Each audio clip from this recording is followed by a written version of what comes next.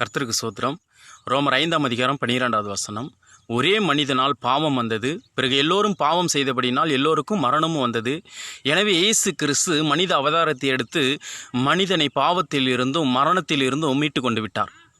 பிறகு எதற்காக இன்று அநேக கொள்ளை நோய்களும் மற்றும் இயற்கையின் மூலமாக நிலச்சரிவுகளின் மூலமாக அநேக பிரச்சனைகள் எதற்காக வருகிறது என்று பார்க்கும் பொழுது, இயேசு தெய்வம் இல்லை, அவரை வணங்கக்கூடாது என்பதற்காக பிசாசு போடுகின்ற ஒரு சூழ்ச்சி யோபுடைய வாழ்க்கையில் நாம் பார்க்கிறோம். யோபு இயேசுவை மறுதலிக்க வேண்டும் என்பதற்காக ஒரு சூறாவளி காற்றை கொடுத்து சுவர் இடிந்து விழுந்து அவருடைய 10 பிள்ளைகளும் மரித்து விட்டார்கள். இன்று அதே காற்றின் மூலமாக நிலச்சரிவின் மூலமாக அநேகரை மரணத்திற்குள்ளாக அவன் கொண்டு போய் கொண்டிருக்கிறான். பழியை தூக்கி கடவுள் மேலே போட்டு விடுகிறான். எனவே கடவுளே இல்லை என்று ஒரு கூட்டம் எழும்பி கொண்டு வருகிறது. பிறகு யோபுக்கு உடம்பு முழுவதும் வியாதியை கொடுத்து மரணப்படுக்கையில் கிடத்தி விட்டான்.